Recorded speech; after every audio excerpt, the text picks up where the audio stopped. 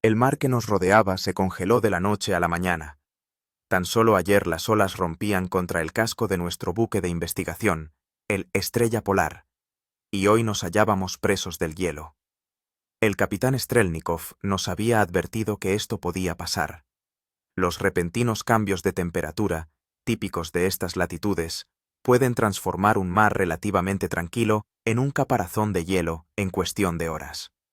Yo, Sever Andronov, geofísico polar con 12 años de experiencia en expediciones, debería haberlo previsto. Estábamos en el paralelo 79 de latitud norte, estudiando el derretimiento anómalo de los hielos en esta región. Ironías del destino. Estudiábamos el calentamiento global y, a lo mejor, pereceríamos por un enfriamiento repentino. El primer crujido sonó antes del amanecer, si es que se le puede llamar así a ese brillo grisáceo que apenas se filtraba entre las tinieblas polares. Estaba tumbado en mi camarote cuando el casco del barco se estremeció como si lo hubiera embestido un ariete submarino. La sirena aulló, despertando a los 23 miembros de la tripulación. Salí disparado del camarote en calzoncillos largos y jersey, agarrando por el camino la mochila de emergencia, una costumbre adquirida tras años de expediciones polares. ¡Compresión del hielo!, gritaba por el pasillo Martin, nuestro glaciólogo sueco. ¡El casco no va a aguantar! La cubierta ya se había inclinado a estribor cuando logré salir. El aire era tan frío que cada bocanada me quemaba los pulmones. -45, como mínimo. El capitán Strelnikov estaba al timón, dando órdenes, pero en sus ojos vi algo que nunca antes había notado. Miedo. «Andronov», gritó al verme. «Ayude con la evacuación. El hielo está comprimiendo el casco. Tenemos una vía de agua en la sala de máquinas». Los siguientes 30 minutos se convirtieron en un caos. Estábamos arriando los botes salvavidas al hielo, cargando provisiones de emergencia y equipos. El crujido del casco se hacía cada vez más fuerte, el barco se inclinaba cada vez más. «¡Más rápido!», gritaba Strelnikov. «No tenemos mucho tiempo». Bajé a la bodega a por radios de emergencia adicionales. Fue allí, entre cajas de conservas y equipos, donde oí un crujido ensordecedor y luego sentí cómo el agua helada entraba a raudales. En un instante me llegó a las rodillas, luego a la cintura. Al intentar salir, resbalé en el suelo metálico y me golpeé la cabeza contra una estructura saliente. Lo último que recuerdo antes de perder el conocimiento son los gritos de arriba y la sensación de que el agua me subía al cuello. Desperté por el frío que me calaba hasta los huesos. Mi cuerpo yacía sobre el hielo, medio sumergido en el agua. Por lo visto, me habían lanzado a través de una brecha en el casco. La cabeza me palpitaba de dolor. La sangre de la herida en la frente se había congelado formando una costra. Con gran esfuerzo me puse en pie y miré a mi alrededor. El Estrella Polar había desaparecido. Donde hasta hacía poco se alzaba nuestro barco, ahora había una enorme extensión de agua con restos flotando. A mi alrededor se extendía un desierto de hielo infinito, sumido en la penumbra crepuscular de la noche polar. Ni gente, ni botes, ni rastro de vida. Grité con la esperanza de oír una respuesta, pero mi voz se perdió en el rugido del viento. Solo entonces fui plenamente consciente de mi situación. Estaba solo, abandonado en un témpano a la deriva en medio del océano Ártico, sin comida, sin agua y sin ropa adecuada, con una temperatura capaz de matar a un hombre en una hora. Mi mochila de emergencia había permanecido milagrosamente conmigo, pero estaba empapada. Las manos ya empezaban a entumecerse y la ropa mojada se convertía rápidamente en un caparazón de hielo. Comprendí que si no encontraba inmediatamente la forma de calentarme, moriría congelado en cuestión de minutos. En la mochila encontré cerillas mojadas, un cuchillo enfundado, una brújula, una linterna sin pilas, una baliza de emergencia que, al parecer, no funcionaba, y varias barritas energéticas convertidas en una papilla helada. El viento arreció, trayendo consigo un aguanieve punzante. Miré a mi alrededor en busca de algún refugio y vi un pequeño serac, un amontonamiento de bloques de hielo, a unos 100 metros de mí. Era mi única oportunidad. Cada paso era un suplicio. Los pies resbalaban sobre el hielo, la ropa empapada me impedía moverme. Cuando llegué al Serac, ya no podía doblar los dedos de las manos y parecía que los labios se me habían pegado. Entre dos bloques de hielo había un pequeño espacio protegido del viento. Me arrastré hasta allí y me acurruqué, intentando conservar los restos de calor.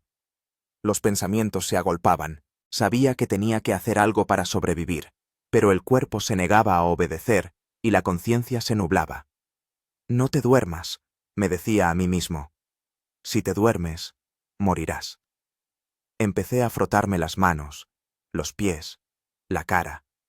El dolor de frotar la piel congelada era insoportable, pero me ayudaba a mantenerme despierto. Tenía que encontrar la manera de secar la ropa y calentarme, de lo contrario, mi viaje terminaría antes de empezar. Bajo mis pies palpé algunos restos de madera, probablemente partes del casco del Estrella Polar. Era una oportunidad. A pesar de los dedos entumecidos, saqué el cuchillo y empecé a labrar astillas del trozo de madera más seco. Luego saqué las cerillas mojadas. La mayoría se deshicieron en mis manos, pero 3 permanecieron relativamente intactas. La primera cerilla se apagó nada más intentar encenderla. La segunda chispeó por un instante y luego se apagó por una ráfaga de viento. La tercera, la última, era mi única esperanza. La cubrí con las palmas de las manos, protegiéndola del viento, y la rasqué contra la lija de la caja. Milagro. Se encendió. Con manos temblorosas, acerqué la llama a las astillas preparadas. Prendieron a regañadientes, pero poco a poco el fuego se hizo más fuerte. Fui añadiendo trozos de madera, avivando la llama, rezando para que no se extinguiera. Calor. Por primera vez en horas, sentí el bendito calor. Me quité la ropa empapada y la colgué en las protuberancias heladas alrededor de la hoguera. Estaba sentado desnudo, temblando de frío, pero gradualmente el calor del fuego comenzó a devolver la vida a mi cuerpo congelado. Mientras la ropa se secaba, examiné mi témpano. Tenía aproximadamente 30 por 20 metros, relativamente plano, pero con varios bloques de hielo apilados en los bordes. A juzgar por el movimiento de las estrellas y la brújula, el témpano derivaba hacia el sureste. Si tenía suerte, la corriente podría llevarme a las costas de Svalbard o tierra de Francisco José. Si no tenía suerte, prefería no pensarlo. Cuando la ropa se secó lo suficiente como para ponérmela, me vestí y comencé a construir un refugio más seguro. Con un cuchillo y las manos desnudas, excavé en el bloque de hielo una pequeña cueva, lo suficientemente grande como para protegerme del viento. Luego reuní todos los restos de madera disponibles, que eran terriblemente pocos. Pasé la noche, aunque en estas latitudes el concepto de noche es relativo, manteniendo una pequeña hoguera y luchando contra el sueño. Sabía que si me dormía, podría no despertar. Al amanecer, el viento amainó, pero el frío se intensificó. Mi respiración se cristalizaba en el aire y los escasos pelos de mi barba se cubrieron de escarcha. Las reservas de madera se estaban agotando. Entendía que tendría que pasar la noche siguiente sin fuego. La sed se hacía cada vez más intensa. Sabía que no se podía comer nieve o hielo directamente, ya que solo empeoraría la deshidratación y la hipotermia. Tenía que encontrar una forma de derretir el hielo. Usando las últimas brasas de la hoguera, derretí un poco de hielo en un recipiente improvisado hecho con un trozo de revestimiento metálico del barco. El agua era salobre, pero potable. El hambre aún no me atormentaba. Mi cuerpo estaba demasiado ocupado luchando contra el frío, pero sabía que pronto se haría sentir. La única comida que tenía eran barritas energéticas congeladas de la mochila. Comí la mitad de una, ahorrando el resto. Sentado en mi refugio de hielo, pensaba en la tripulación del Estrella Polar. ¿Habrían logrado salvarse? ¿Me estarían buscando? ¿Sabía alguien que había sobrevivido? La baliza de la mochila no daba señales de vida, pero aún así la encendí y la coloqué en el bloque de hielo más alto. Tal vez, en algún lugar de este desierto helado e ilimitado, su señal sería captada por un barco que pasara o un avión de búsqueda. Tenía que aguantar. Tenía que sobrevivir. Y la única manera de hacerlo era seguir adelante, día tras día, hora tras hora, minuto tras minuto. Así comenzó mi primer día en el témpano a la deriva, en el constante crepúsculo de la noche polar, entre el hielo crujiente y el frío extremo, sin suficientes suministros de comida y agua. Todavía no sabía que esta prueba se extendería por largos días y semanas, y que la verdadera lucha por la supervivencia apenas comenzaba. El amanecer del segundo día trajo nuevos problemas. Mi témpano se resquebrajó. Me desperté con un sonido parecido a un disparo. El hielo se había partido a unos 5 metros de mi refugio. La grieta tenía unos 30 centímetros de ancho, y a través de ella se podía ver agua negra. Comprendía que esto era solo el principio. El témpano seguiría partiéndose. Tenía que actuar. Lo primero que hice fue trasladar todas mis escasas posesiones a la parte más gruesa y estable del témpano. Luego inspeccioné mi isla. Se había reducido aproximadamente en una cuarta parte y ahora era un óvalo de unos 15 por 20 metros. El estómago se me retorció por el hambre. La última vez que comí bien fue hacía más de un día, a bordo del Estrella Polar. Decidí racionar las barritas energéticas que me quedaban lo más posible. Dividí una en trozos diminutos y me comía uno cada 2 horas, dejando que el dulzor se derritiera lentamente en mi boca. El agua se convirtió en mi principal problema.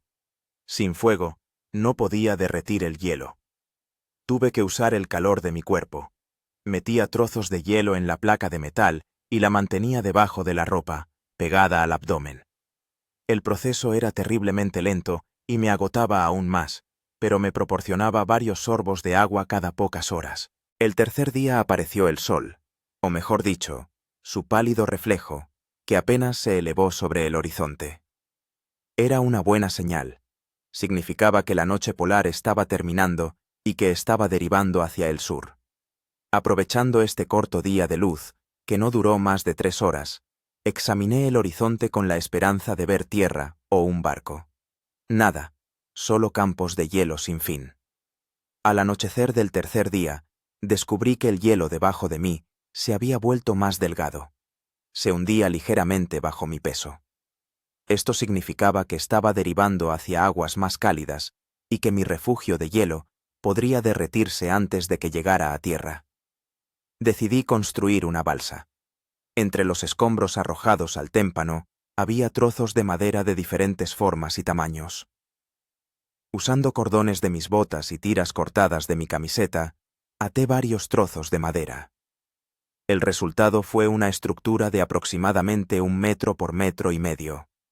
Una miserable balsa, pero era mejor que nada. Al cuarto día, me alcanzó una tormenta. El viento se intensificó hasta tal punto que era imposible mantenerse en pie sobre el témpano. Me quedé tumbado en mi refugio, pegado al hielo, mientras la tempestad se desataba a mi alrededor. Las olas rompían sobre los bordes del témpano, empapándome con salpicaduras heladas. Varias veces pareció que el témpano iba a volcar, pero milagrosamente se mantuvo a flote. Durante la tormenta perdí parte de mis provisiones.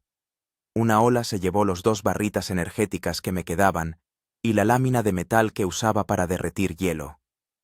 Ahora solo me quedaban un cuchillo, una brújula mojada, una baliza inservible y la ropa que llevaba puesta. Para la mañana del quinto día, la tormenta había amainado, pero había dejado tras de sí una estela de destrucción. Mi témpano se había reducido a la mitad y ahora era un círculo irregular de unos 7 metros de diámetro. La balsa improvisada, afortunadamente, había sobrevivido, aunque necesitaba reparaciones. El hambre se volvió insoportable. El estómago se contraía dolorosamente, exigiendo comida. Sabía que una persona puede vivir sin comer unas 3 semanas, pero en condiciones de frío extremo, cuando el cuerpo gasta una enorme cantidad de energía solo para mantener la temperatura corporal, ese plazo se reduce drásticamente. Al sexto día vi un milagro, una foca. Asomaba la cabeza fuera del agua no muy lejos del borde de mi témpano, mirándome con curiosidad con sus ojos redondos. Los instintos de cazador, que dormían en mí, se despertaron de repente. Sabía que si podía conseguir esa foca, obtendría no solo comida, sino también grasa para el fuego y piel para abrigarme. Con el cuchillo en la mano, me arrastré lentamente hacia el borde del témpano, tratando de no asustar al animal. La foca se sumergía y volvía a aparecer, cada vez un poco más cerca. Cuando estuvo a distancia de lanzamiento, reuní todas las fuerzas que me quedaban y salté. El cuchillo entró en el costado de la foca, pero la herida no fue lo suficientemente profunda. El animal tiró con una fuerza inesperada, arrastrándome al agua. El shock helado casi paralizó mi cuerpo. Solté el cuchillo, me agarré desesperadamente al borde del témpano y con enorme dificultad logré salir de nuevo. La foca se alejó nadando, llevándose consigo mi único cuchillo. Me quedé tendido en el hielo, temblando de frío y desesperación. La ropa mojada se congelaba rápidamente, convirtiéndose en una coraza de hielo. Sin la posibilidad de encender un fuego, sabía que no duraría mucho. En mi desesperación, empecé a quitarme la ropa, a escurrirla y a volver a ponérmela, intentando deshacerme al menos de parte del agua. Luego empecé a saltar, a ponerme en cuclillas, a hacer cualquier movimiento para calentarme. El dolor en las extremidades congeladas era insoportable, pero seguí moviéndome, sabiendo que parar significaba la muerte. Hacia el final del 6.º día estaba al límite, ya. El hambre, la sed, el frío y el cansancio se fundían en una sola sensación torturante. Las alucinaciones empezaron a invadirme. Veía barcos en el horizonte, oía las voces de mis compañeros. La razón se negaba a aceptar la realidad. El 7.º día trajo una suerte inesperada. Al despertarme con el frío, encontré un trozo de madera flotando cerca del témpano. Un fragmento bastante grande, tal vez parte de un mástil o una verga. Usando mis últimas fuerzas, lo arrastré al témpano. La madera estaba húmeda, pero la parte interior permanecía relativamente seca. La rompí en pedazos, usando el borde del témpano como un improvisado banco de trabajo. Luego, recordando las lecciones de supervivencia, empecé a hacer fuego por fricción. Fue un proceso terriblemente largo. Durante horas hice girar un trozo de madera contra otro, frotando mis manos hasta que me salieron ampollas sangrantes. Varias veces estuve a punto de rendirme, pero obstinadamente continué. Al atardecer del 7.º día, una pequeña chispa se convirtió en una brasa incandescente y luego en una diminuta llama. ¡Fuego! Lloré al ver este milagro.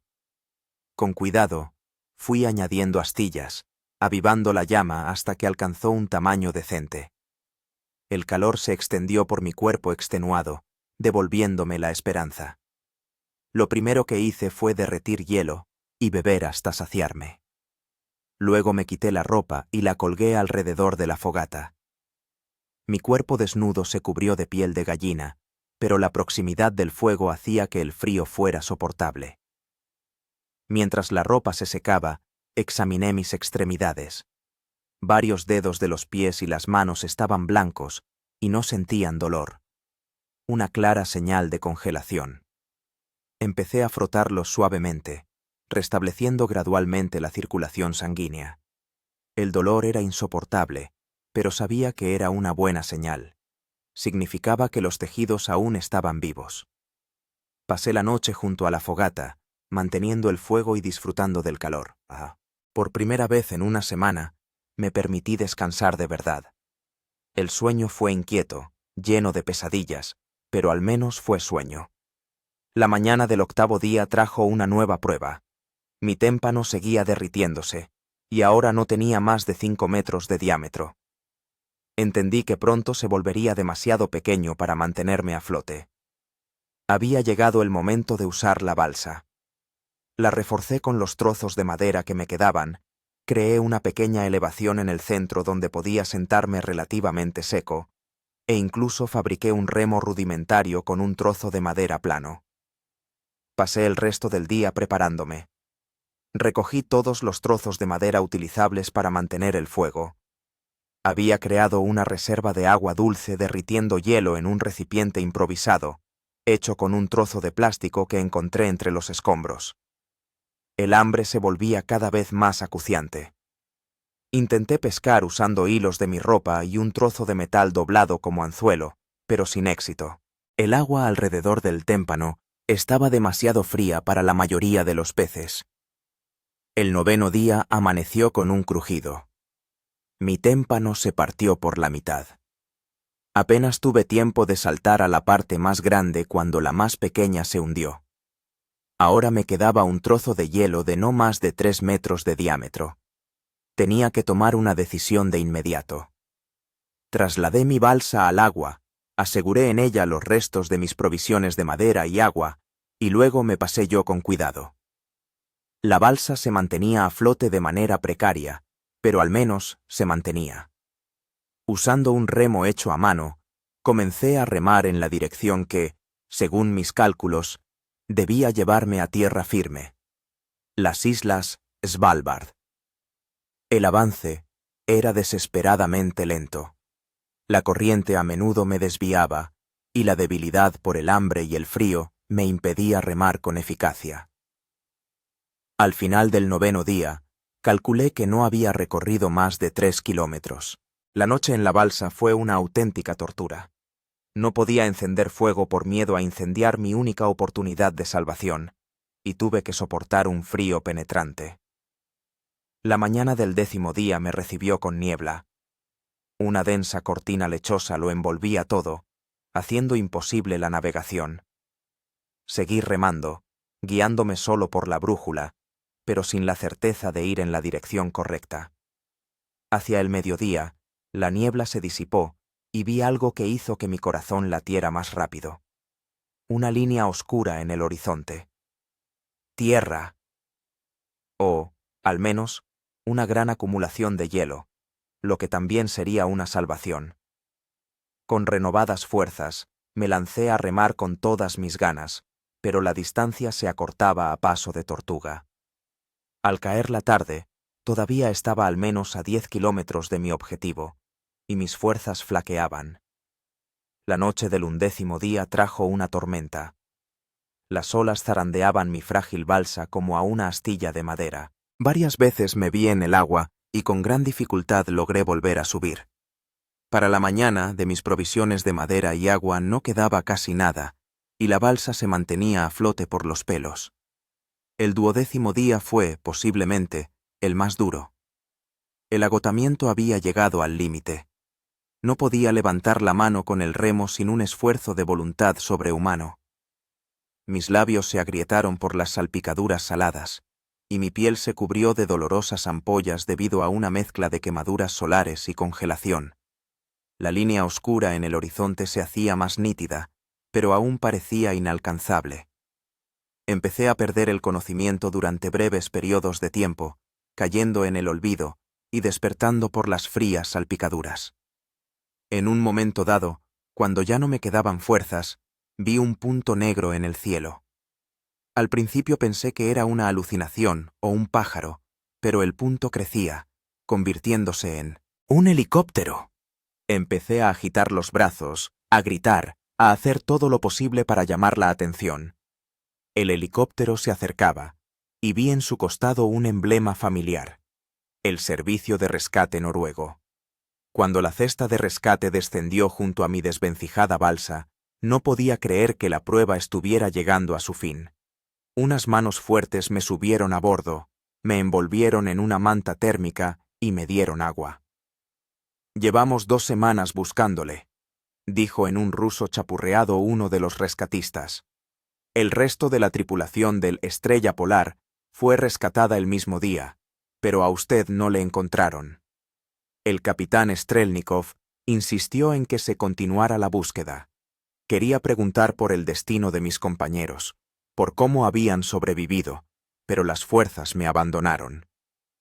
Lo último que recuerdo antes de perder el conocimiento es la vista de un campo de hielo ilimitado desde las alturas, un campo que casi se convierte en mi tumba. El sueño resultó ser una ilusión. El helicóptero, el rescate, todo aquello no era más que fruto de mi imaginación agotada. Desperté en mi balsa, a la deriva entre los hielos, todavía solo, todavía al borde de la vida y la muerte. La realidad del 12º día era mucho más sombría. Mi balsa, construida con los restos del naufragio, seguía desmoronándose lentamente. Cada ola se llevaba consigo astillas, haciendo la estructura cada vez más frágil. Comprendía que no me quedaban más de 24 horas antes de que se desintegrara por completo. La franja oscura en el horizonte, que había tomado por tierra, resultó ser solo una acumulación de hielo denso. Pero incluso eso era mejor que aguas abiertas. Si lograba llegar hasta allí, tendría la oportunidad de encontrar un témpano más estable o incluso hielo a la deriva por el que pudiera caminar. Continué remando con mi improvisado remo, superando el dolor en los músculos y las articulaciones. Cada movimiento provocaba una agonía en mi cuerpo exhausto, pero no podía permitirme parar. Al caer la tarde del 12º día, llegué al borde del hielo. Con gran dificultad, me arrastré desde la balsa en ruinas hasta un témpano relativamente sólido. Mis piernas, desacostumbradas a una superficie firme, flaquearon y caí de rodillas varias veces. El campo de hielo en el que me encontraba era mucho más estable que mi anterior témpano.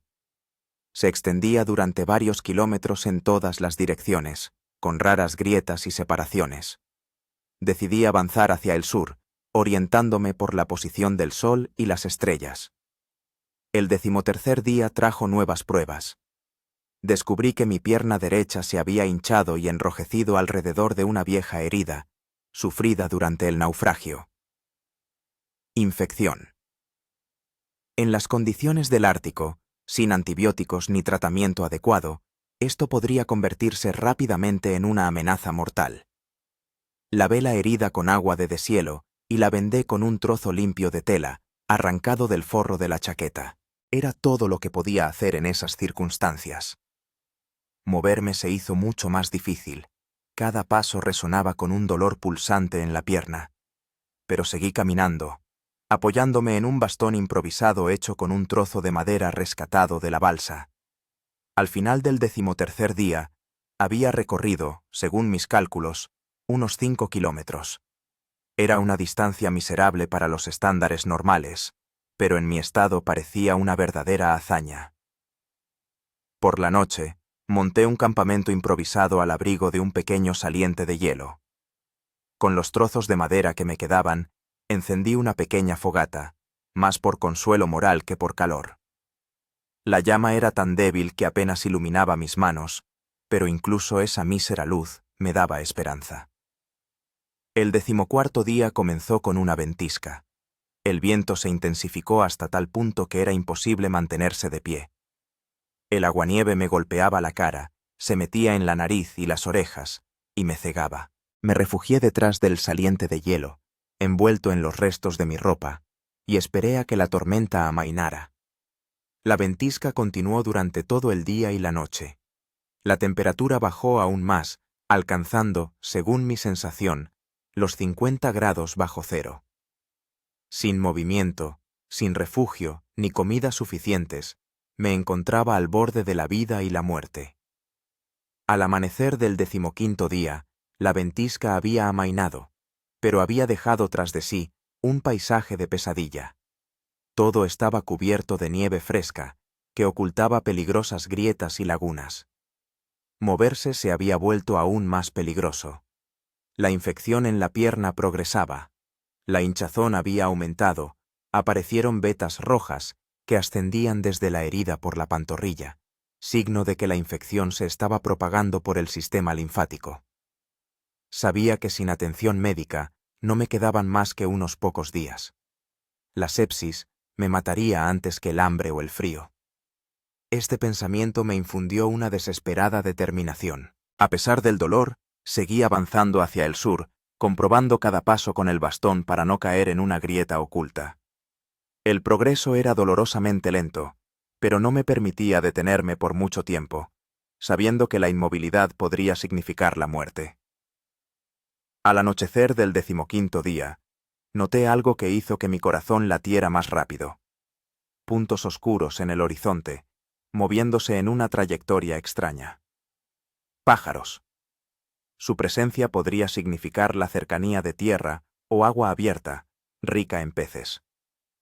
Con renovada esperanza, cambié de dirección, moviéndome ahora hacia el suroeste, siguiendo a los pájaros. Pasé la noche del 15º día sin dormir, observando las estrellas y escuchando los lejanos gritos de los pájaros. El 16º día trajo un nuevo descubrimiento. A lo lejos, divisé una franja oscura que se distinguía del hielo circundante. Al acercarme, comprendí que se trataba de una polinia, una zona de agua abierta entre los hielos. La polinia significaba la posibilidad de conseguir comida. Sabía que estos lugares atraen a focas y otros animales marinos que vienen a respirar. Usando mis últimas fuerzas, me acerqué al borde del hielo y esperé. La espera se prolongó durante horas. El sol se arrastraba lentamente por el horizonte, sin elevarse mucho, pero brindando algunas horas de luz crepuscular. Permanecí inmóvil, a pesar del dolor en la pierna y el hambre lacerante, sabiendo que esta podría ser mi última oportunidad. La paciencia fue recompensada.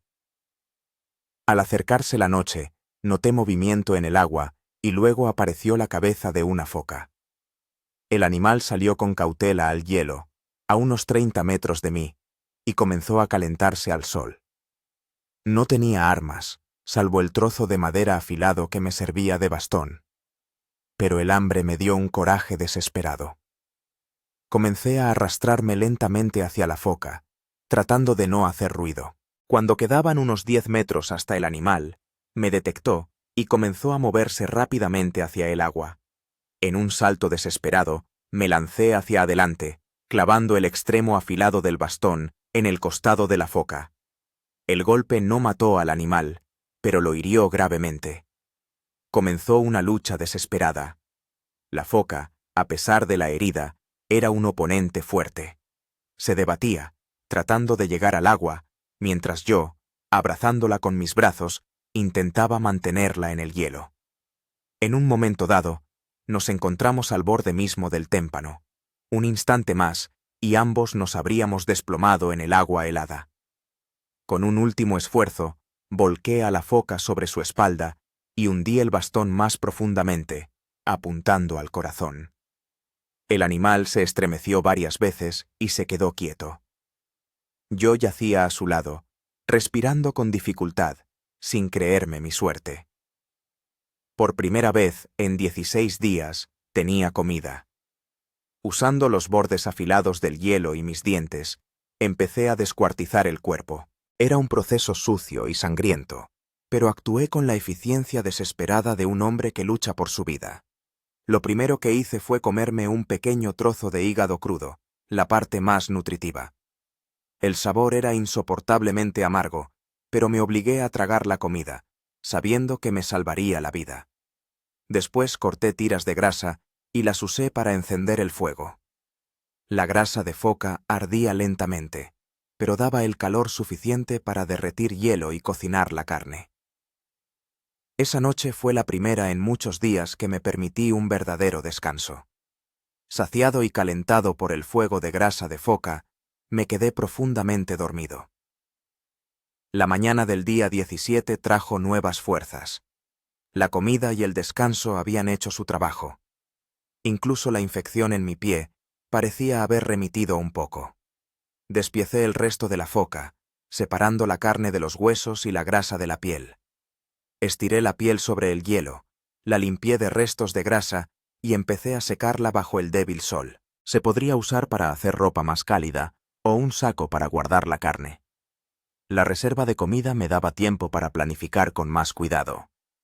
Decidí quedarme en este lugar un día más para recuperar fuerzas y prepararme para continuar el viaje.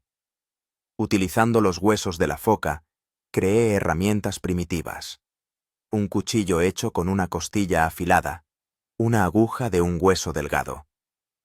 Con ellas reparé mi ropa, usando los tendones de la foca como hilo.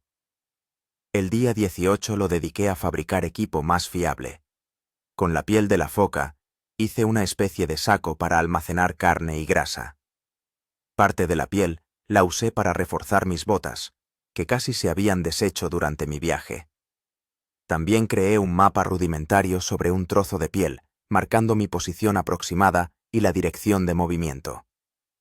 Orientándome por el sol y las estrellas, determiné que me encontraba en algún lugar al norte de Spitsbergen, posiblemente a 200 o 300 kilómetros de la costa. Al anochecer del día 18, estaba listo para continuar mi camino. La reserva de carne, envuelta en la piel, las fuerzas renovadas y el equipo más fiable me daban una oportunidad real de sobrevivir. Por la noche, vi algo que me hizo contener la respiración por la emoción. Un lejano parpadeo de luces en el horizonte.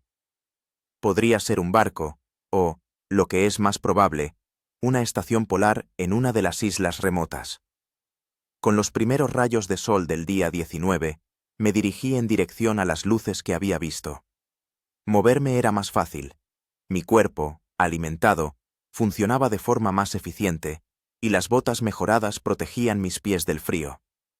La distancia hasta las luces resultó ser mayor de lo que había supuesto. Al anochecer del día 19, había recorrido unos 15 kilómetros, pero la fuente de luz aún parecía lejana. El día 20 el tiempo empeoró de nuevo. El viento aumentó, trayendo consigo nieve mojada que rápidamente se convertía en una costra de hielo sobre mi ropa. La visibilidad se redujo a unos pocos metros.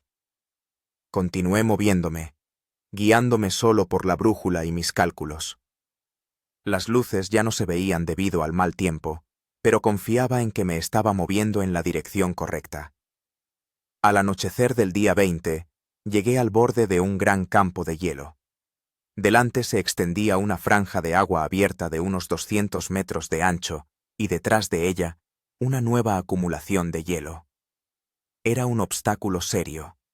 No podía cruzar nadando tal distancia en agua helada, y construir una nueva balsa llevaría demasiado tiempo y energía.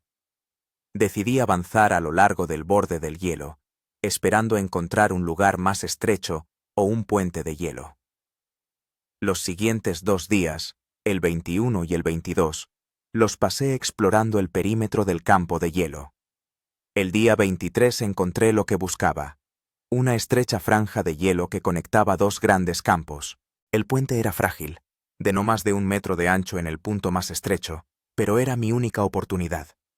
Con cuidado, comprobando cada paso, comencé a cruzar el puente de hielo. En medio del camino, el hielo bajo mis pies crujió amenazadoramente. Me congelé, distribuyendo el peso lo más uniformemente posible, y luego me puse lentamente a gatas. En esta posición, gateando, continué moviéndome. Cada centímetro costaba un enorme esfuerzo, pero gradualmente me acercaba al borde opuesto. Cuando no quedaban más de 3 metros hasta el hielo seguro, el puente no aguantó. Con un estruendoso crujido, el hielo se partió y me desplomé en el agua helada. El shock del frío me paralizó durante unos segundos. Entonces el instinto de supervivencia se apoderó de mí. Empecé a remar desesperadamente hacia el borde del hielo, luchando contra las extremidades entumecidas y la ropa pesada y empapada. Una vez que llegué al borde del hielo, intenté salir, pero el borde se rompía bajo mi peso. Una y otra vez intenté levantarme, y una y otra vez el hielo me traicionaba. Mis fuerzas se agotaban rápidamente. En el agua helada, una persona pierde el conocimiento en 15 o 20 minutos, y luego llega la muerte. Sabía que me quedaba muy poco tiempo. Desesperado, me quité la pesada ropa exterior, quedándome solo con la ropa térmica. Esto redujo el peso y me permitió moverme más libremente. Luego nadé a lo largo del borde del hielo, buscando una sección más sólida. Después de unas pocas decenas de metros, encontré lo que buscaba, una saliente de hielo que se adentraba bajo el agua en un ángulo suave. Utilizando mis últimas fuerzas, me subí a ella y me arrastré hasta una superficie relativamente segura. Yacía sobre el hielo, temblando de frío, incapaz de moverme. Sin la ropa exterior, empapado hasta los huesos, sabía que no duraría mucho. La hipotermia me mataría en 1 hora. En ese instante, cuando la esperanza casi me había abandonado por completo, oí un sonido inconfundible, el rugido de un motor. Incorporándome sobre los codos, vi que una moto de nieve se acercaba. Reuniendo mis últimas fuerzas, empecé a agitar los brazos y a gritar. Mi voz era débil, pero, por algún milagro, el conductor de la moto de nieve me vio. Se acercó rápidamente y se detuvo a unos metros.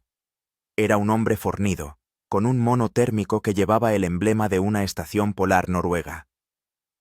¿Ruso?, preguntó, al ver mi tatuaje con letras cirílicas en el antebrazo. Solo pude asentir antes de perder el conocimiento. Desperté ya en un lugar cálido, envuelto en mantas térmicas, con una vía intravenosa en el brazo. Un hombre canoso con gafas se inclinaba sobre mí, el médico de la estación polar. «Bienvenido de vuelta», dijo en un ruso chapurreado. «Estaba casi muerto cuando lo encontramos. ¿Cómo acabó solo en el hielo?» Mi voz era débil, pero empecé a contar mi historia. El naufragio de la estrella polar, los 23 días de lucha por la supervivencia entre los hielos, la foca que me salvó la vida y el largo camino hacia la salvación. El médico escuchaba con asombro evidente. «Está usted en la estación polar noruega Troll», dijo cuando terminé. «Ya nos hemos puesto en contacto con las autoridades rusas. Sus compañeros de la estrella polar fueron rescatados hace casi 3 semanas, pero a usted lo daban por muerto.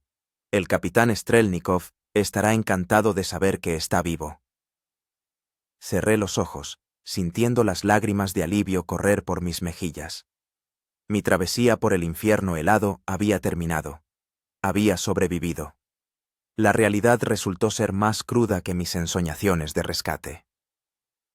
Efectivamente, me encontraba en la estación polar noruega, pero mi estado era mucho peor de lo que había pensado inicialmente. El doctor Nielsen, un noruego canoso de ojos bondadosos y manos toscas, no me ocultó la verdad. «Tiene usted congelaciones graves en las extremidades, sobre todo en los dedos de los pies y de las manos. La infección en la tibia derecha está avanzando, a pesar de los antibióticos. Agotamiento generalizado, deshidratación, escorbuto incipiente por falta de vitaminas. No voy a engañarle, señor Andronov, está usted muy mal». Estaba tumbado en una estrecha litera del módulo médico de la estación, observando cómo el doctor me cambiaba los vendajes de los dedos de los pies, ennegrecidos por la congelación. «¿Cuánto de mal?», pregunté, aunque ya sabía la respuesta. «Habrá que amputarle 3 dedos del pie derecho», respondió sin rodeos. «Posiblemente también 2 de la mano izquierda, pero el principal problema es la infección. Si no conseguimos detenerla, podría ser necesaria una intervención más seria». Cerré los ojos, tratando de asimilar la nueva realidad. Después de atravesar el infierno helado, de sobrevivir contra todo pronóstico, ahora podía perder las extremidades, o incluso la vida, por las secuelas de la hipotermia y la infección. «¿Cuándo podrán evacuarme a un hospital?», pregunté. El doctor Nielsen negó con la cabeza. «Ese es el problema. Nos encontramos en una estación remota. El helicóptero más cercano no podrá llegar hasta aquí hasta dentro de 4 días, si el tiempo lo permite. Y, según las previsiones, no lo va a permitir. Se avecina una fuerte tormenta». Tenía razón. Al anochecer, el viento había aumentado tanto que el edificio de la estación empezó a vibrar. Los aullidos de la ventisca me recordaban a los días que había pasado en el témpano de hielo a la deriva, solo que ahora me encontraba en un lugar relativamente cálido y seguro. El 24º día de mi odisea ártica transcurrió en un estado febril. La temperatura subió a 39 grados.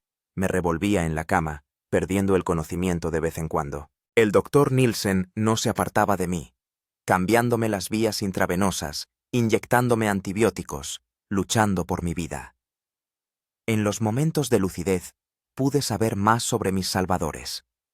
La estación Troll, Era una pequeña base de investigación en la que residían permanentemente solo 7 personas. El doctor Nielsen, el ingeniero Eric, la meteoróloga Hannah, el biólogo Olaf, el operador de radio Jorgen y 2 técnicos, Sven y Magnus. Fue Magnus quien me encontró en el hielo durante una ronda rutinaria por el perímetro de la estación. Eligió la dirección correcta, me dijo Magnus cuando vino a visitarme. Un día o 2 más, y habría llegado a la estación por su cuenta. Vimos sus huellas en la nieve, se dirigía directamente hacia nosotros. Este conocimiento me produjo una extraña satisfacción. Incluso en condiciones extremas, sin instrumentos de navegación normales, había logrado determinar la dirección correcta y casi había llegado a mi destino por mis propios medios. El 25º día, la infección empeoró. Mi pierna derecha se había hinchado hasta la rodilla, la piel había adquirido un siniestro tono rojo azulado. El doctor Nielsen me practicó una pequeña operación, abriendo y drenando el absceso, pero esto solo proporcionó un alivio temporal. Necesita ayuda especializada, dijo, sin ocultar su preocupación, y antibióticos más potentes que los que tenemos aquí. La tormenta no amainaba. La comunicación con tierra firme funcionaba con interrupciones. El operador de radio Jorgen logró transmitir información sobre mi estado, pero el helicóptero no podía despegar con esas condiciones meteorológicas. El 26º día trajo una nueva crisis. La temperatura se disparó hasta los 40 grados. Empezaron las convulsiones. El doctor Nielsen y Hannah, que resultó ser no solo meteoróloga sino también enfermera, lucharon por mi vida durante toda la noche. Al amanecer del día 27, la crisis había remitido. La temperatura había bajado, los espasmos habían cesado, pero yo estaba agotado hasta la médula, apenas podía hablar o moverme. «Es usted un hombre muy fuerte, Sever», dijo Hannah mientras me cambiaba la vía. «La mayoría no habría resistido lo que usted ha pasado». Quise responder que la fuerza no tenía nada que ver, que era solo una terca negativa a morir, pero no encontré la energía para articular palabra. El día 28 trajo buenas noticias. La tormenta empezaba a amainar. Según los pronósticos de Hannah, en 24 horas el tiempo mejoraría lo suficiente para que pudiera venir un helicóptero de rescate. Pero mi estado seguía empeorando. A pesar de todos los esfuerzos del doctor Nielsen, la infección se extendía. Ahora, las líneas rojas ascendían por encima de la rodilla, acercándose a la ingle, una señal de que las bacterias habían entrado en el torrente sanguíneo. «Tenemos que tomar una decisión», dijo el doctor, reuniendo a todos los miembros de la estación en la enfermería. «Si esperamos al helicóptero, corremos el riesgo de que la infección se propague demasiado. Propongo una amputación». Los miraba desde la camilla, comprendiendo lo que implicaba. La amputación de una pierna. Allí, en la estación polar, sin equipos especializados, ni un equipo quirúrgico. «¿Cuáles son las posibilidades?», pregunté con voz ronca. El doctor Nielsen no apartó la mirada. 50%, tal vez menos. Tengo experiencia en cirugía de campo, pero las condiciones distan mucho de ser ideales. ¿Y si esperamos al helicóptero? Entonces las posibilidades son aún menores. La sepsis avanza rápidamente, sobre todo con su estado debilitado. Cerré los ojos, intentando ordenar mis pensamientos. Después de todo lo que había pasado, perder una pierna me parecía un precio casi aceptable por seguir vivo. Pero una parte de mí se resistía, no quería rendirse. «Dadme 12 horas más», dije finalmente. «Si para entonces no mejoro, proceded con la amputación». El doctor Nielsen asintió, respetando mi decisión, aunque era evidente que no estaba de acuerdo con el aplazamiento. Pasé las siguientes 12 horas en un duermevela. La temperatura volvió a subir, y ante mis ojos se arremolinaban extrañas visiones. Veía a mis compañeros del Polar Star, a mis padres, fallecidos hacía tiempo, los hielos y las interminables extensiones de nieve. En un momento dado, sentí que me moría. Me costaba respirar, El corazón latía de forma irregular. Llamé al doctor, pero de mi garganta solo salió un leve quejido. Desperté al olor penetrante del amoníaco. El doctor Nielsen estaba inclinado sobre mí, con el rostro tenso. Se acabó el tiempo, Sever, dijo.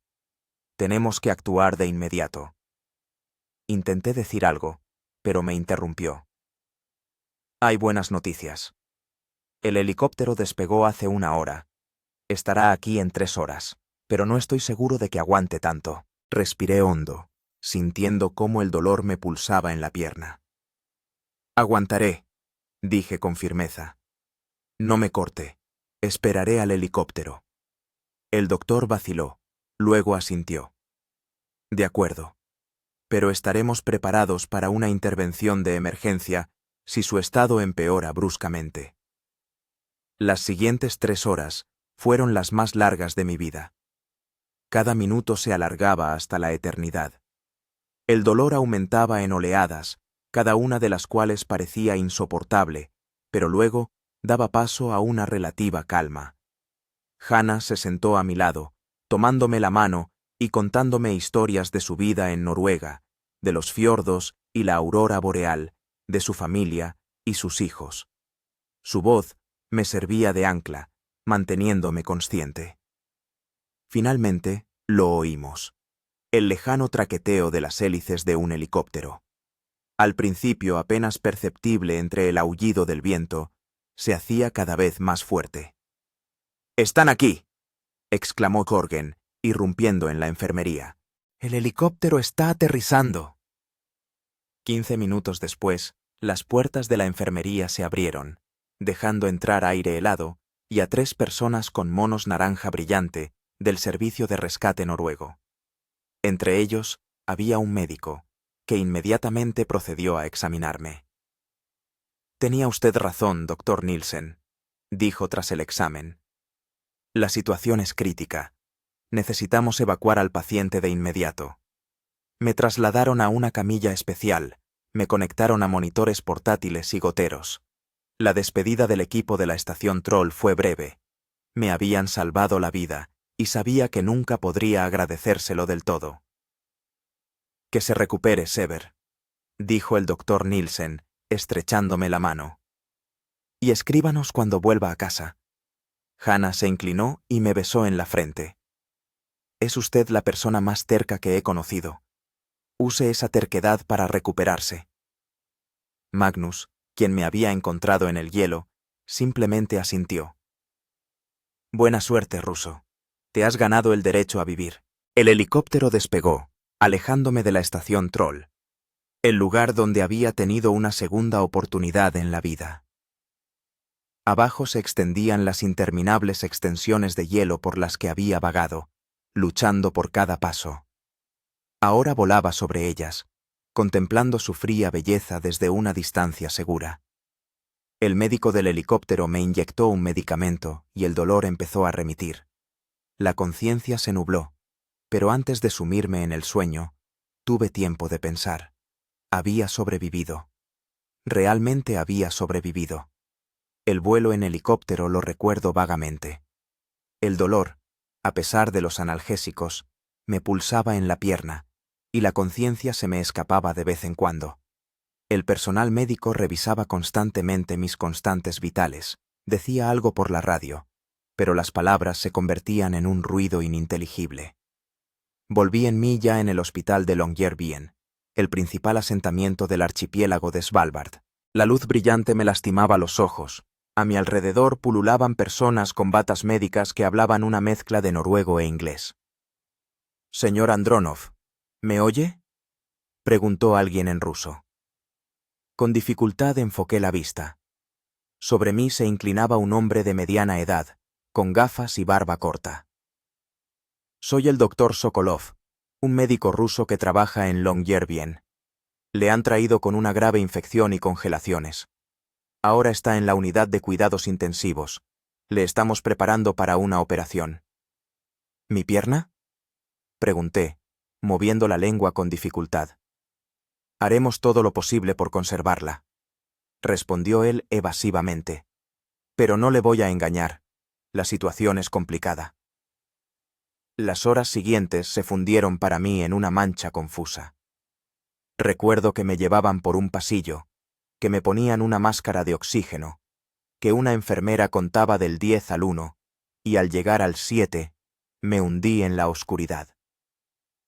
Desperté en la unidad de cuidados intensivos. Lo primero que sentí fue la ausencia del dolor agudo que me había acompañado los últimos días. En su lugar, había un extraño entumecimiento y un ligero hormigueo. Con cautela levanté la cabeza y miré hacia abajo. Mi pierna derecha estaba en su sitio, cubierta con vendas estériles desde la rodilla hasta las puntas de los dedos. Era una buena señal, significaba que se había logrado evitar la amputación. «Bienvenido de nuevo», dijo el doctor Sokolov entrando en la sala. «¿Cómo se siente?» «Vivo», respondí con voz ronca. «¿Qué le pasa a mi pierna?» «Hemos realizado una extensa limpieza quirúrgica. Hemos eliminado todos los tejidos necróticos, drenado la infección.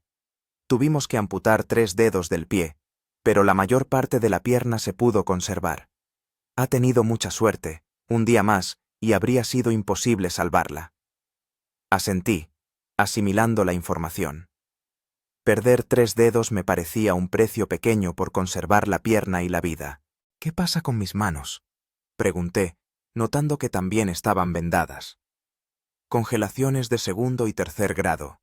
En la mano izquierda 2 dedos están seriamente dañados, pero esperamos poder conservarlos. Requerirá tiempo y rehabilitación, pero la funcionalidad debería recuperarse».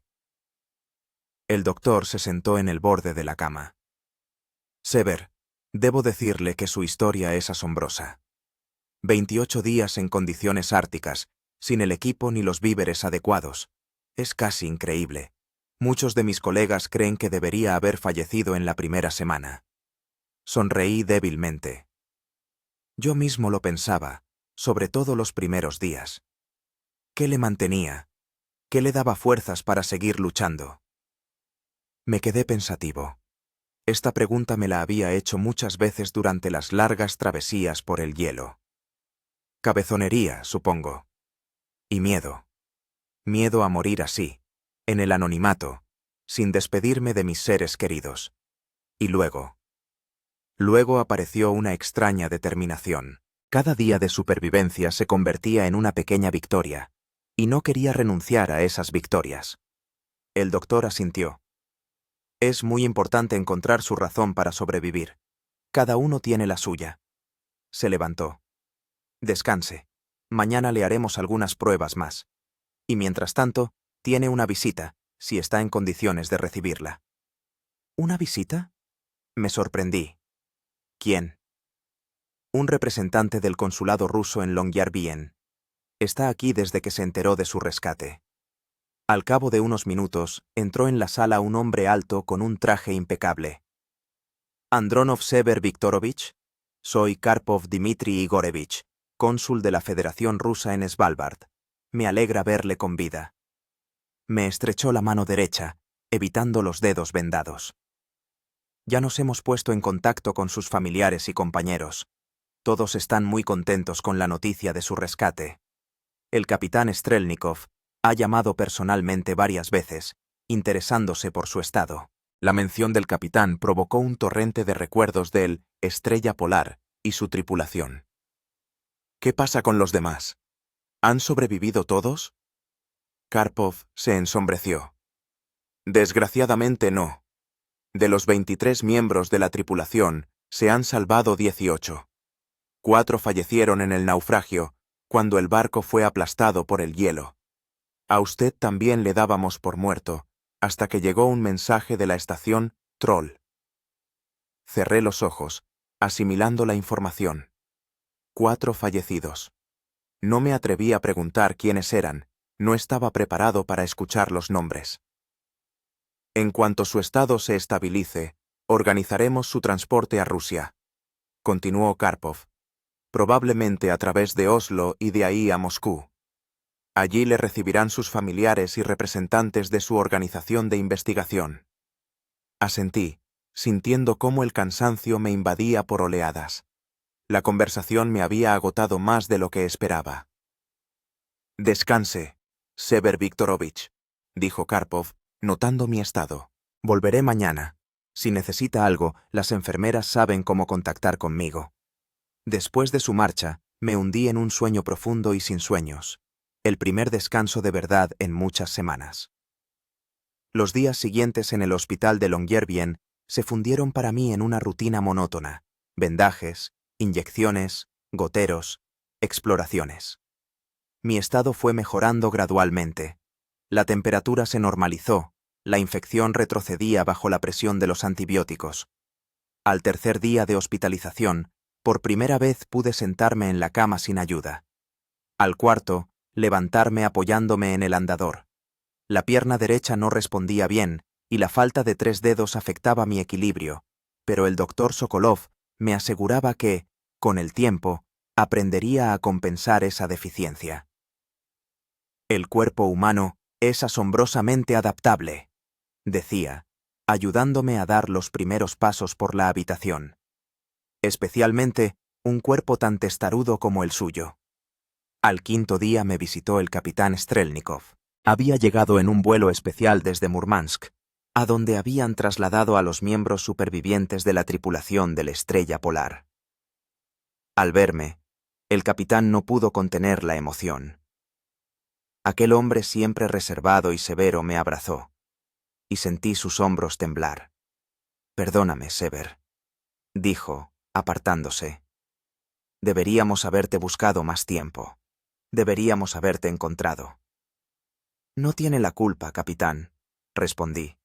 «En aquel caos, fue un milagro que salvaran a alguien. Y además, sobreviví». Strelnikov asintió, secándose los ojos. «Sí, sobrevivió. Es un verdadero milagro. Cuando nos informaron de que te habían encontrado con vida, al principio no lo creí. 28 días en el hielo. Es increíble». Me contó lo que había sucedido tras el naufragio. La tripulación había logrado arriar 2 botes salvavidas y evacuar a la mayoría de la gente. Pero en los últimos minutos, cuando el casco del barco se destruía por completo bajo la presión del hielo, 4 no lograron abandonar el barco. 2 mecánicos, el cocinero y el joven hidrólogo Pavel. ¿También me daban por muerto?, pregunté. «Sí», asintió Strelnikov. «Nadie te vio salir. Cuando pasamos lista en el hielo, no te encontramos. Gritamos, buscamos alrededor, pero la tormenta se intensificaba y había que alejarse del lugar del naufragio antes de que los bloques de hielo se separaran». Guardó silencio un instante y prosiguió. «Un pesquero noruego nos recogió 2 días después. Habían visto nuestras bengalas. Para entonces, habíamos perdido a otra persona. Martin, el glaciólogo sueco, murió de hipotermia.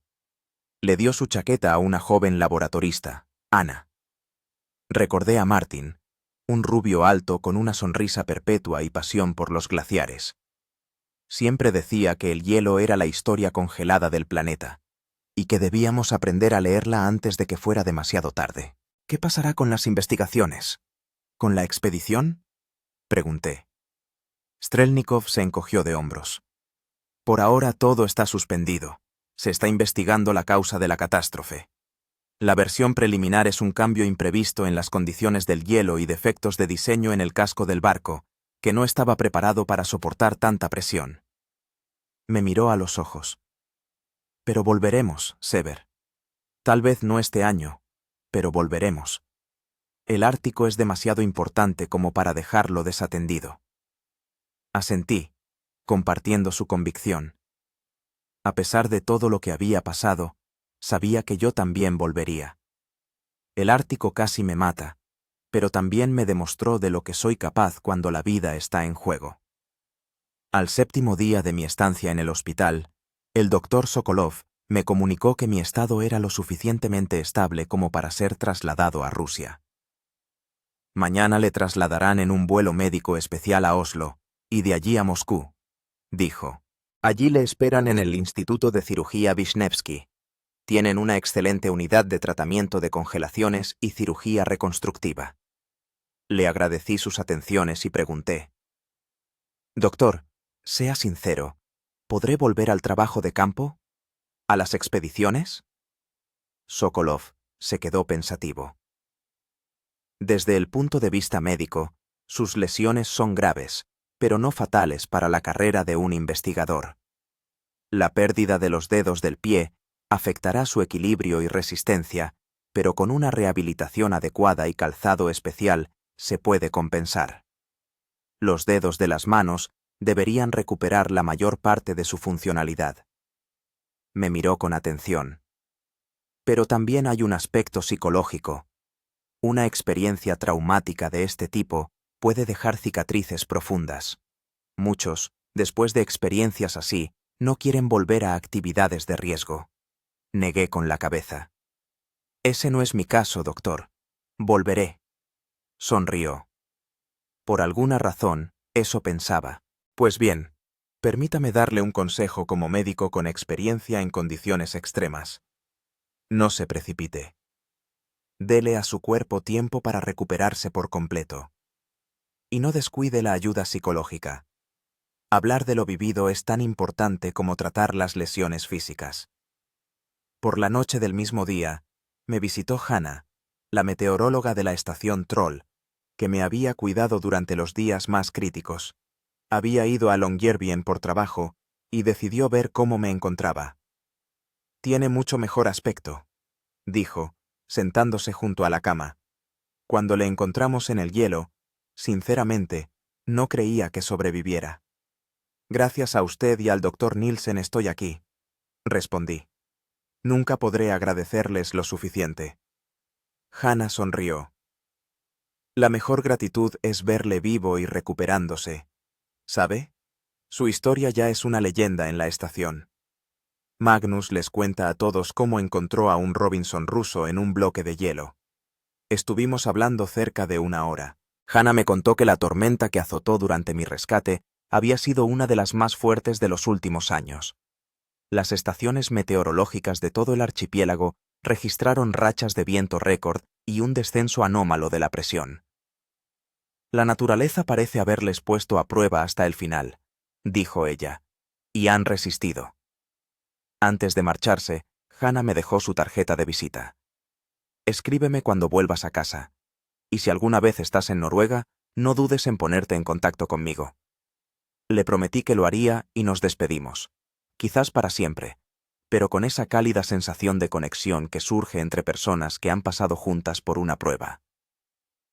En la mañana del 8º día, personal de la aviación médica acudió a buscarme. Me trasladaron a una camilla especial, me conectaron a monitores portátiles y me sacaron del hospital. A la entrada esperaba una ambulancia que debía llevarme al aeropuerto de Longyearbyen. Pedí que se detuvieran un momento antes de subir al vehículo. Quería echar un último vistazo al paisaje ártico de Svalbard, la isla a la que tanto había anhelado llegar durante todas estas semanas vagando por el hielo. El día era claro y gélido. El sol, que apenas se elevaba sobre el horizonte, teñía las cumbres nevadas de un suave color rosa. A lo lejos se veían los glaciares que descendían hacia los fiordos. El aire era cristalino, y cada inhalación quemaba los pulmones con su frescura. Miraba esa belleza agreste y pensaba en la extraña paradoja. Esta tierra, este hielo, este mar, casi me matan, pero fueron ellos quienes me enseñaron a apreciar de verdad la vida. Cada inhalación, cada latido del corazón, cada instante de conciencia, se volvieron preciosos cuando comprendí lo fácil que era perderlo todo. «Es hora», dijo suavemente el sanitario, al ver que me había sumido en la reflexión. Asentí y permití que me subieran al vehículo. Cuando se cerró la puerta, lancé una última mirada a las montañas de Svalbard a través de la ventanilla y me despedí mentalmente del Ártico. No para siempre. Sabía que volvería, pero como una persona diferente. Una persona que había atravesado el hielo y salido al otro lado. El vuelo de Longyearbyen a Oslo transcurrió sin incidentes. El avión medicalizado estaba equipado con todo lo necesario para mantener mi estado, y el médico que me acompañaba controló mis constantes vitales durante todo el trayecto.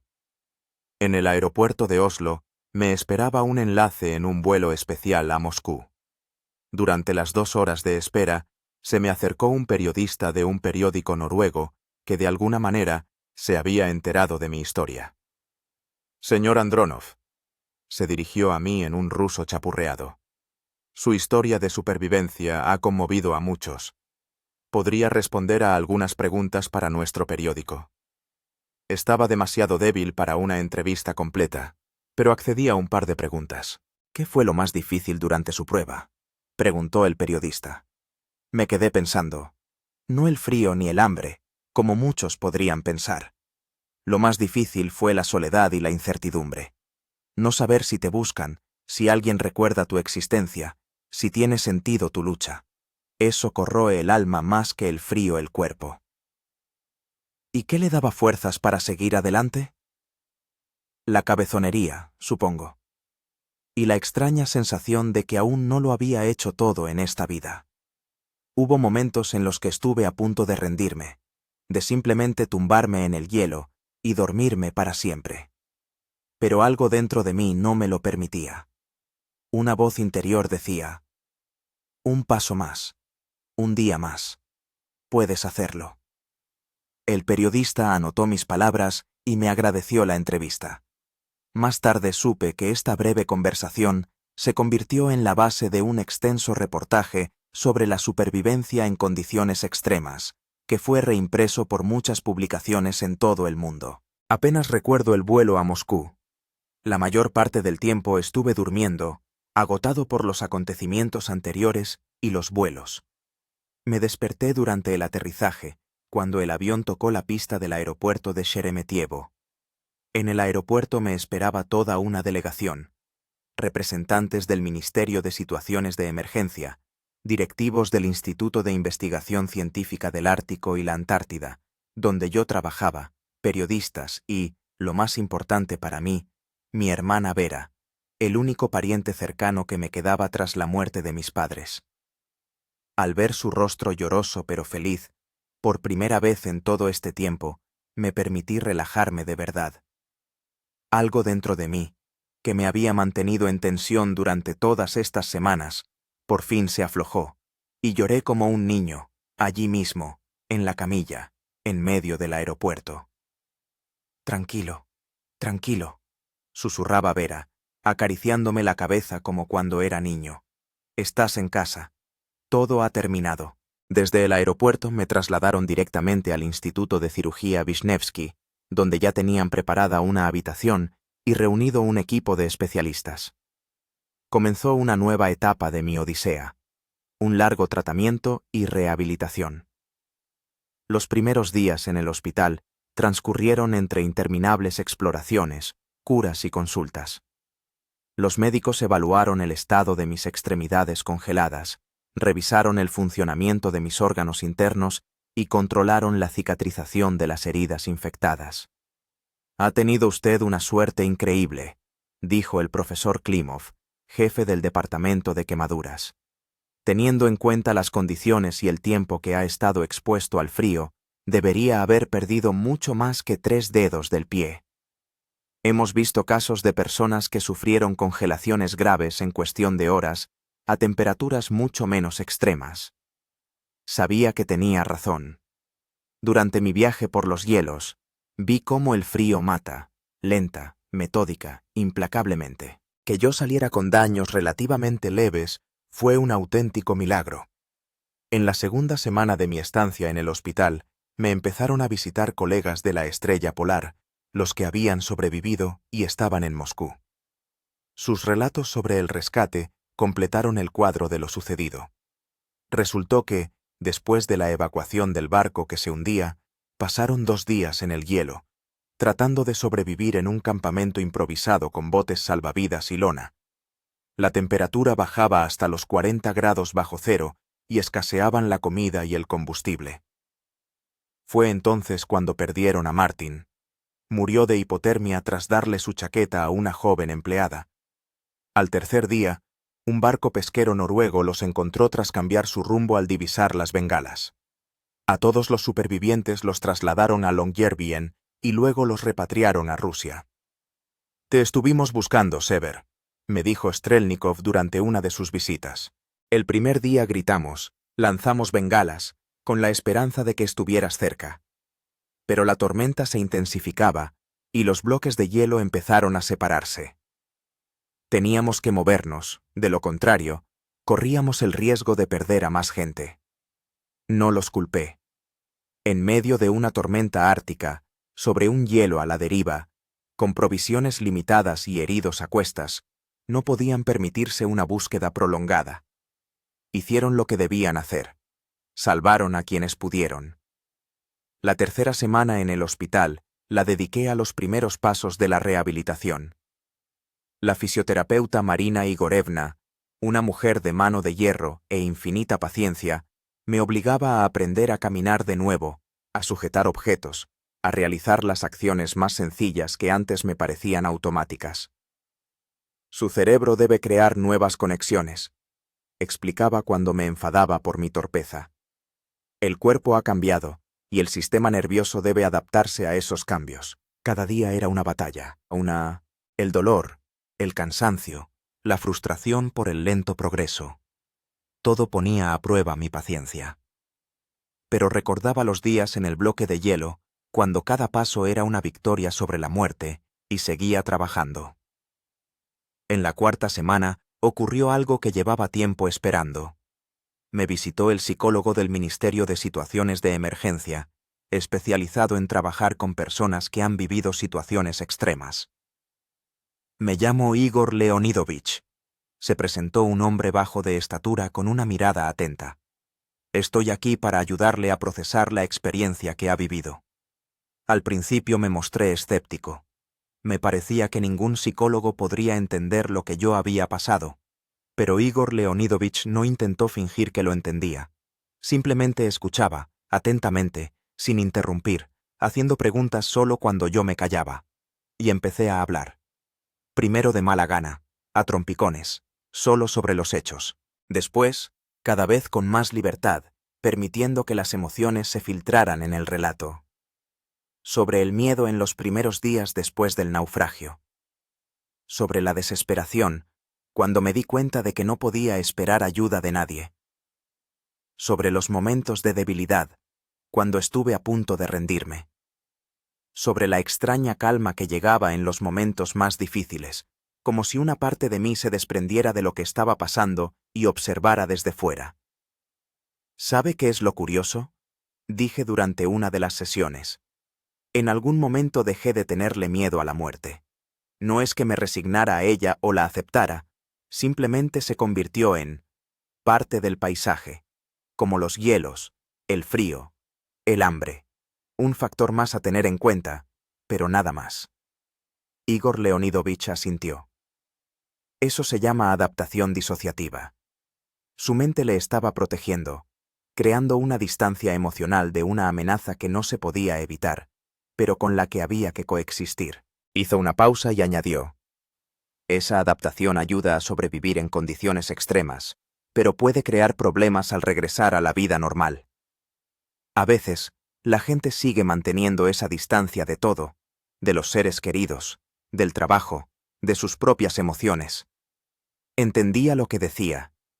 Ya ahora, en el hospital, notaba que veía el mundo de otra manera. Muchas cosas que antes parecían importantes, ahora me parecían insignificantes. Y lo que antes no notaba, el sabor de la comida sencilla, el calor de una manta, la posibilidad de ducharme con agua caliente, había adquirido un valor increíble. En la quinta semana de tratamiento, vinieron a verme representantes de la Sociedad Geográfica Rusa con una propuesta inesperada. Nos gustaría que escribiera un libro sobre su experiencia de supervivencia en el Ártico, dijo un anciano académico con barba blanca. Su historia puede convertirse no solo en una lectura fascinante, sino también en un valioso manual de supervivencia en condiciones extremas. La idea me interesó. Durante las noches de insomnio en el hospital, a menudo repasaba lo vivido, tratando de estructurar la experiencia, de extraer lecciones de ella. El libro podría ser una forma no solo de compartir la historia, sino también de comprender mejor lo sucedido. Pensaré en su propuesta, respondí. Pero ahora mi principal tarea es recuperarme físicamente. El académico asintió con comprensión. Por supuesto, que se mejore. Estaremos esperando su decisión cuando esté listo. A finales de la 6ª semana, los médicos decidieron que estaba lo suficientemente fuerte para recibir el alta.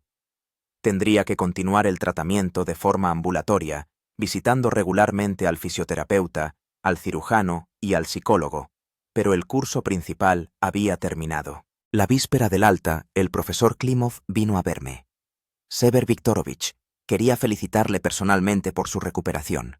El hecho de que haya superado esta prueba y haya conservado no solo la vida, sino también la mayor parte de la funcionalidad de sus extremidades, puede calificarse de milagro médico. Hizo una pausa y luego añadió: pero debo advertirle, no habrá una recuperación completa. Sus lesiones dejarán secuelas permanentes. Los dedos que perdió no volverán. Algunas terminaciones nerviosas están dañadas de forma irreversible. En clima frío sentirá dolor en las zonas de congelación.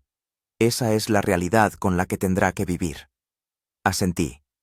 Lo entiendo, profesor. Y lo acepto. Estas cicatrices forman parte de mi historia ahora. Hay algo más, prosiguió. Su organismo ha sufrido un estrés muy fuerte. Esto podría tener consecuencias a largo plazo para el sistema inmunitario y el endocrino. Tendrá que someterse a revisiones periódicas. ¿Y qué hay de volver al trabajo? ¿A las expediciones? Klimov suspiró. Desde un punto de vista médico, le recomendaría que encontrara una aplicación menos extrema para sus conocimientos. Pero llevo trabajando con personas como usted el tiempo suficiente para entender que estas recomendaciones suelen ser ignoradas. Sonrió. Por lo tanto, lo diré así. Dese un año para una recuperación completa, para adaptarse al nuevo cuerpo, para procesar psicológicamente lo vivido. Y después, decida. Y si decide volver al terreno, hágalo con pleno conocimiento de los riesgos y con las máximas precauciones. Le agradecí su honestidad y le prometí seguir sus recomendaciones, al menos en lo que respecta a las revisiones periódicas. El día del alta fue soleado y cálido. Mediados de mayo en Moscú se celebraban los primeros días verdaderamente veraniegos. Vera vino a recogerme en taxi. Al verme salir del hospital por mi propio pie, apoyándome solo en un bastón, no pudo contener las lágrimas. Cuando te trajeron, temí que nunca pudieras volver a caminar con normalidad. La abracé. Aún no del todo normal, pero estoy trabajando en ello. En casa me esperaba una sorpresa. El apartamento estaba lleno de flores y tarjetas de compañeros, amigos e incluso desconocidos que se habían enterado de mi historia por las noticias. Entre otras cosas, encontré una postal con una vista de los fiordos noruegos, firmada por todo el equipo de la estación Troll, y una invitación oficial del Instituto Polar Noruego para visitarlos y dar una conferencia sobre supervivencia cuando me recuperara por completo. Los primeros días en casa fueron extraños. Después de la rutina del hospital y la atención constante del personal médico, de repente me encontré abandonado a mi suerte. Vera, por supuesto, me ayudaba, pero tenía un trabajo y su propia vida. No podía estar a mi lado constantemente. Empecé a llevar un diario, a registrar recuerdos del tiempo que pasé en el hielo, mientras estaban frescos en la memoria. Al principio fue difícil. No quería recordar algunos momentos, otros me parecían demasiado personales para confiárselos al papel. Pero poco a poco el proceso se convirtió en terapéutico. Era como si volviera a vivir mi experiencia, pero ahora a salvo, con la oportunidad de reflexionar sobre ella. Un mes después de recibir el alta, acepté la propuesta de la Sociedad Geográfica Rusa y empecé a trabajar en un libro. Me asignaron un editor que me ayudó a estructurar el material y a convertir mis notas dispersas en una narración coherente.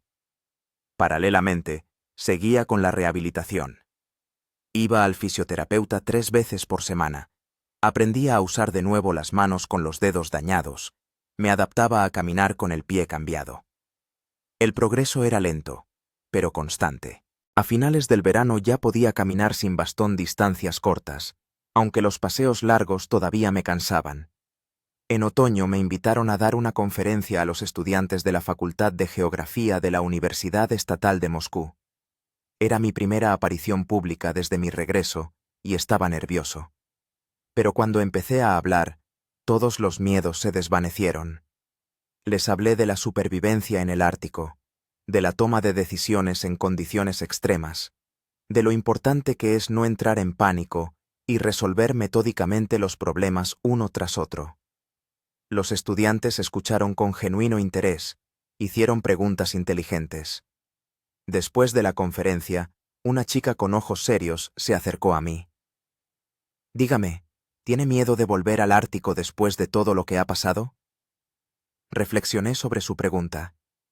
No tengo miedo, pero lo respeto mucho más.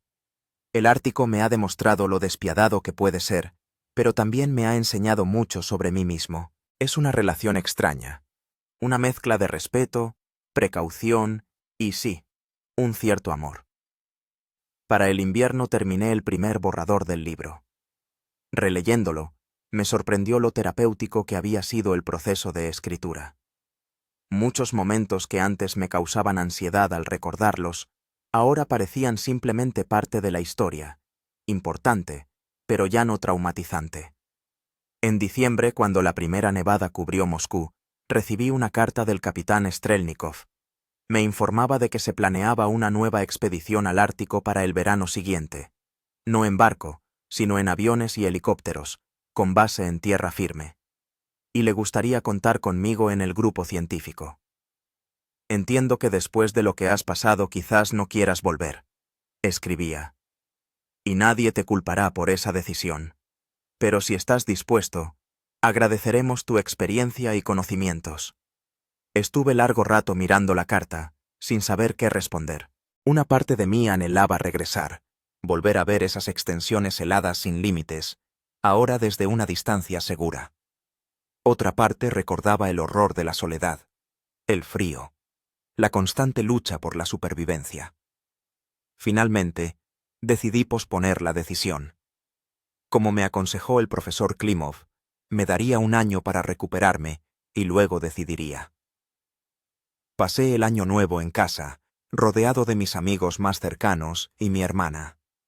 Cuando el reloj dio las 12 y todos levantaron sus copas, Vera propuso un brindis. Por una nueva vida, por una segunda oportunidad. Levanté mi copa. Y por los que no regresaron. En ese momento comprendí que había tomado una decisión. Regresaría al Ártico, no por adrenalina, ni para demostrar nada a nadie, ni siquiera a mí mismo, sino para continuar el trabajo que consideraba importante. El trabajo de aquellos que no pudieron terminarlo. En primavera, mi libro 40 pasos sobre el hielo, historia de una supervivencia en el Ártico, se publicó y, inesperadamente, se convirtió en un éxito de ventas. Me invitaron a la televisión, a la radio, a festivales literarios. La historia de mi supervivencia interesó a gente mucho más allá del ámbito científico. En una de las entrevistas me preguntaron, ¿cuál considera que es la lección más importante que ha sacado de su experiencia? Respondí sin dudarlo. El ser humano es capaz de mucho más de lo que cree. En una situación extrema se abren reservas, físicas, psicológicas, espirituales, cuya existencia ni siquiera sospechamos en la vida normal. En mayo, justo un año después de recibir el alta hospitalaria, me sometí a un chequeo médico completo. Los médicos se sorprendieron de mi progreso. Aunque algunas secuelas de las congelaciones eran irreversibles, mi estado general de salud se consideró satisfactorio para volver al trabajo de campo, con ciertas limitaciones. Ese mismo día le escribí al capitán Strelnikov. Estoy listo para volver. ¿Cuándo empezamos la preparación? Su respuesta llegó una hora después. Siempre supe que volverías. Nos vemos en el instituto el lunes. El Ártico te espera. Y, efectivamente, esperaba. El Ártico, severo, hermoso, peligroso.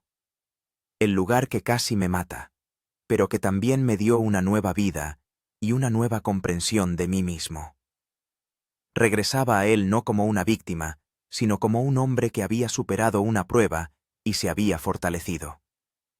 Mi viaje sobre el hielo había terminado, pero un nuevo viaje, el viaje de un hombre que conocía sus límites y estaba dispuesto a ir más allá, solo estaba comenzando.